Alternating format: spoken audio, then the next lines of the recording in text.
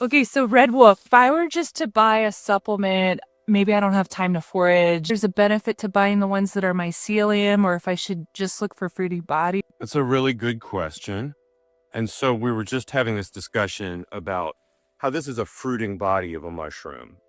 And this is produced by a larger organism that has actually inhabited this whole log substrate here that we have. And so you can see these little white threads that kind of run through the wood. And that means that that's the mushroom organism, really, that's run all through this log. And then when it's reached a certain point of colonizing the wood, it makes a fruiting body, right? Which is what we have here.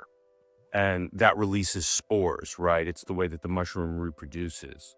And so, on the subject of would we rather have a supplement made from mycelium or a supplement made from fruiting bodies?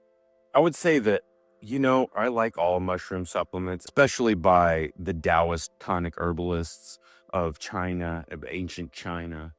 Um, they used fruiting bodies, right? So that's the tried and true method. That's the method that's been used for years and years and years beyond count by great sages, right? And so I tend to lean towards using fruity bodies and really feel like, following in their footsteps is the way to go. And I might supplement with a mycelium supplement, but I'm always going to fruiting bodies personally, and especially wild fruiting bodies, right? Because, Great. you're talking about like where do mushrooms come from, and a lot of the mushrooms and, supplements, certainly even most of the mushrooms and supplements are cultivated, very often on like a bag of sawdust, right? It's like they take the kind of wood it likes and grind it up and put it in like a sealed plastic bag, and the mycelium takes over that sawdust,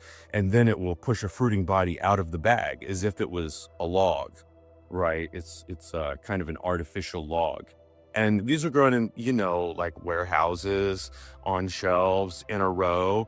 And so, each little organism is kind of isolated. It's not the same as having a wild mushroom that by its mycelial network is connected to the trees and connected to the other mushrooms, and is running throughout a natural environment and pulling the energy from the natural environment. That's way different than a cultivated mushroom. And when you get to mycelium products, what you're looking at is something that is produced in a similar way as I just described, except instead of being filled with wood, right? It's not a bag of sawdust. It's a bag of, very often what they use is brown rice. Yes, I see that. Right, myceliated brown rice.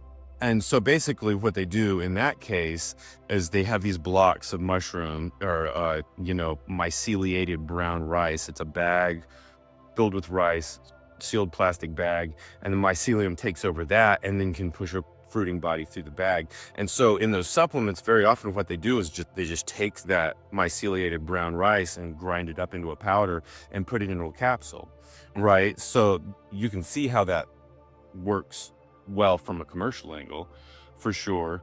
But in comparison to something like this, I mean, look at this beautiful forest we're in. Look at the mountains around us. Look at the beautiful streams going by. And these mushrooms are connected to all of that on so many levels. So, getting fruiting bodies, first of all, and if at all possible, some wild fruiting bodies. That's hard to find. It is quite hard to find. I hope you're gonna start selling supplement. Yes. We're going to get to probably the first thing that will come along is some tinctures. So we're gonna announce that when that happens. Yeah, absolutely. Absolutely. There will